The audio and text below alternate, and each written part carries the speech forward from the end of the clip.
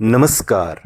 आप सुन रहे हैं द बॉलीवुड रेडियो और मैं हूं आपके साथ आकाश।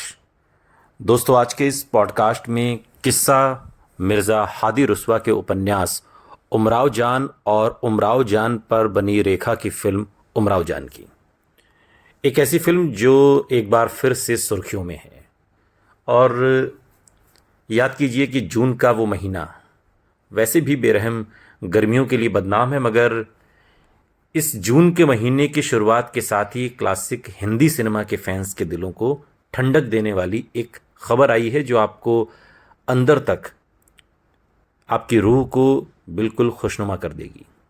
हिंदी सिनेमा के लेजेंड एक्ट्रेसेस में से एक रेखा की सबसे आइकॉनिक और यादगार फिल्मों में से एक उमराव जान एक बार फिर पर्दे पर लौट रही है।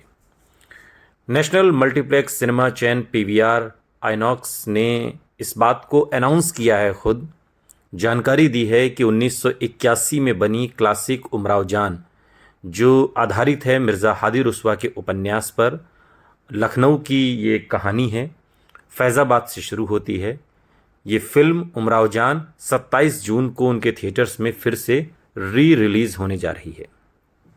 फिल्म के पुराने प्रिंट को 4K क्वालिटी में रिस्टोर किया गया और अब जो थिएटर्स में नज़र आएगा। 44 साल बाद थिएटर्स में लौट रही उमराव जान आज भी अपनी ऑथेंटिक स्टोरी टेलिंग के लिए याद की जाती है।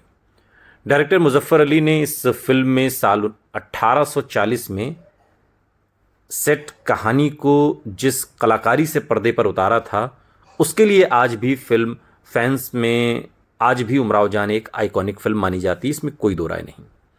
रेखा इससे पहले भी 2 फिल्मों में तवायफ का रोल कर चुकी थी, लेकिन पीरियड ड्रामा में उन्होंने शाही मेहमानों का दिल जीतने वाली तवायफ का रोल जिस खूबी से निभाया, उसके लिए उन्हें उनका पहला नेशनल अवार्ड भी मिला था। मगर रेखा को उमराव जान बनाकर पर्दे तक लाने में डायरेक्टर मुजफ्फर अली ने बहुत स्ट्रगल किया था। ये इतना आसान नहीं था उस दौर में इस लेवल की बेहतरीन फिल्म को बना पाना, क्योंकि एक वक्त ऐसा भी था जब बजट की कमी से ये आइकॉनिक फिल्म ठंडे बस्ते में लगभग जाने वाली थी, या यूं कहिए कि चली गई थी। मगर इसे लखनऊ के शाही परिवारों ने बचा लिया। कैसे? यही किस्सा आज के इस पॉडकास्ट की जान है। उमराव जान में स्क्रीन पर दिख रही रेखा एक रहस्य जैसी हैं, खूबसूरती ऐसी कि देखने वाला पलकें झपकाना शायद भूल जाए, और अदाएं ऐसी कि धड़कनों की रफ्तार यूं ही धीमी पड़ जाए देखते ही। मगर फिर भी उनके किरदार में कुछ तो ऐसा था जिसे आदमी महसूस तो कर सकता था, लेकिन बयां नहीं कर सकता था। 1840 में सेट कहानी में रेखा ने अमीरन का किरदार निभाया, जिसे लखनऊ के कोठे पर बेच दिया जाता है, कुछ जाति दुश्मनी की वजह से, पारिवारिक दुश्मनी की वजह से।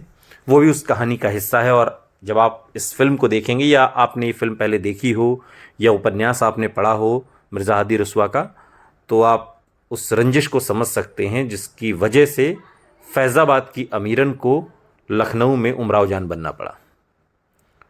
तो लखनऊ के कोठे पर अमीरन बच्ची को बेच दिया जाता है। कोठे पर ही उसे शायरी, डांस और दूसरी कलाएं भी सिखाई जाती हैं। यहीं पर अमीरन को एक नया नाम मिलता है, उमराव जान। मर्दों के दिल को छलनी कर देने वाली तमाम अदाओं से लैस अमीरन के रोल में रेखा के ठहराव भरे मूवमेंट, आंखों के अद्भुत खेल और आवाज़ की खूबसूरती ने एक ऐसी तस्वीर तैयार की। और जब आप इस फिल्म में रेखा को उर्दू बोलते हुए देखेंगे, या आपने इस फिल्म में अगर देखा भी हो, तो वो भी अपने आप में एक गज़ब है। टिपिकल साउथ इंडियन रेखा जो शुरुआती दिनों में टूटी फूटी हिंदी बोलती थी, वो इतनी गज़ब की उर्दू रेखा ने उमराव जान में बोली है कि सुनने वाले दांतों तले उंगलियां दबा लें। उमराव जान के डायरेक्टर मुजफ्फर अली ने रेखा द अनटोल्ड स्टोरी किताब के लिए बात करते हुए इस किताब में कहा था कि फिल्म में रेखा की सबसे स्पष्ट खूबी वो थी जो उन्हें उनके सामने उनके अपने पास्ट से मिली थी। उनकी आंखों में टूट जाने और फिर खुद को समेटने का अनुभव साफ तौर पर झलकता था। जिंदगी लोगों को झंझोड़ देती है, और अगर उनके अंदर एक आर्टिस्ट होता है तो वो इस प्रक्रिया में और चमक उठता है। रेखा के उमराव जान बनने के बैकग्राउंड में कहीं पर अमिताभ बच्चन के साथ उनकी अधूरी लव स्टोरी भी थी। डायरेक्टर मुजफ्फर अली ने बाद के एक इंटरव्यू में अपनी फिल्म मेकिंग प्रोसेस के बारे में बताया था कि वो सब कुछ पेंट किया करते थे, सब कुछ।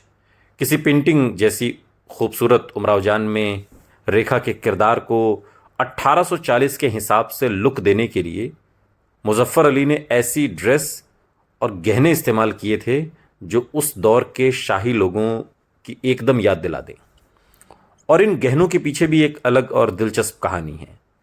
लखनऊ से कुछ ही दूर कोटवार नाम की एक जगह है, अवध की रियासत, जिसकी राजधानी बाद में लखनऊ हुई।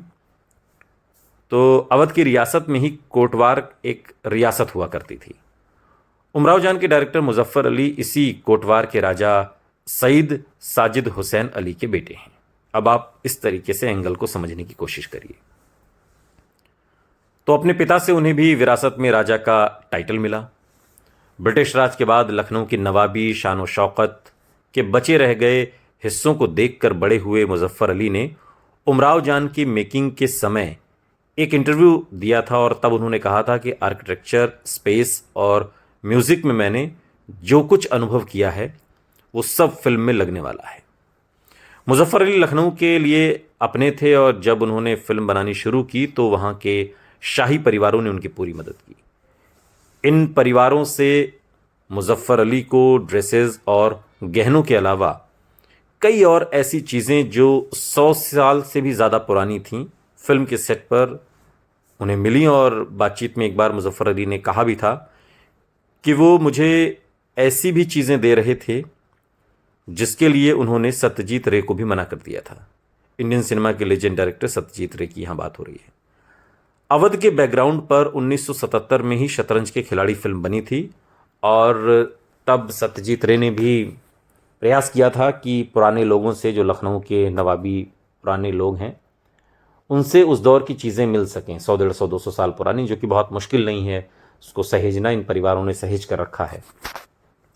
लेकिन उन्होंने सत्यजीत रे को नहीं दी, लेकिन मुजफ्फर अली को दे दी। चूँकि मुजफ्फर अली का अपना एक वजूद था, वो कोटवार रियासत के वंशज थे जिसकी अपनी एक मिल्कियत हुआ करती थी किसी ज़माने में।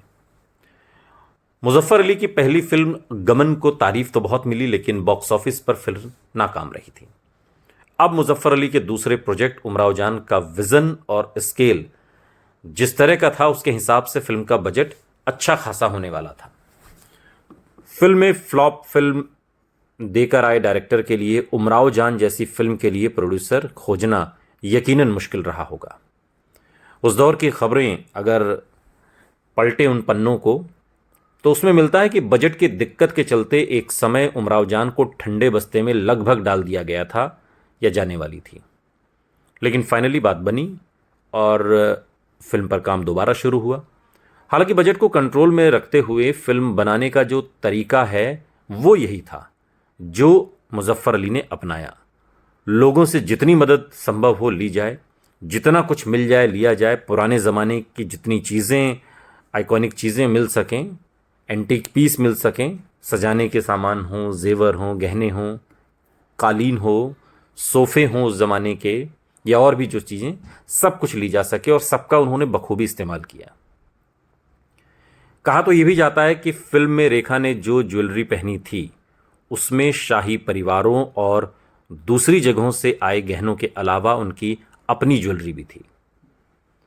इतना काबू करने के बाद उमराव जान का बजट लगभग 50 लाख रुपए उस दौर में बताया गया और 80s के हिसाब से ये एक अच्छा खासा बजट था किसी फिल्म के लिए।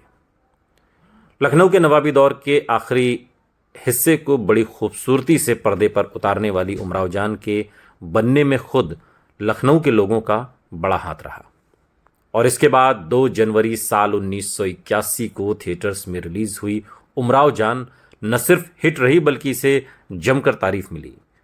फिल्म के लिए रेखा के अलावा खय्याम जो बेस्ट म्यूजिक डायरेक्शन जिनका था, या आशा भोंसले जो बेस्ट फीमेल प्लेबैक सिंगर, और मंजूर जिन्हें बेस्ट आर्ट डायरेक्शन के लिए नेशनल अवार्ड दिया गया। ये फिल्म हर लिहाज से एक ऐसा खूबसूरत गुलदस्ता बनकर सामने आई जिसकी तासीर, जिसकी खुशबू, जिसकी खूबसूरती युगों युगों तक पुरानी नहीं पड़ेगी। और यही वजह है कि 1981 से आज इतने सालों के बाद, लगभग 4 दशक बीतने के बाद भी अब जब ये फिल्म सिनेमाघरों में आने वाली है तो इसको लेकर उत्साह भी लोगों में बना हुआ है। अगर आपने फिल्म देखी हो तो इस फिल्म का कौन सा गाना आपको सबसे ज़्यादा पसंद आया, कमेंट बॉक्स में हमें ज़रूर बताइएगा। सुनते रहिए द बॉलीवुड रेडियो, सुनता है सारा इंडिया।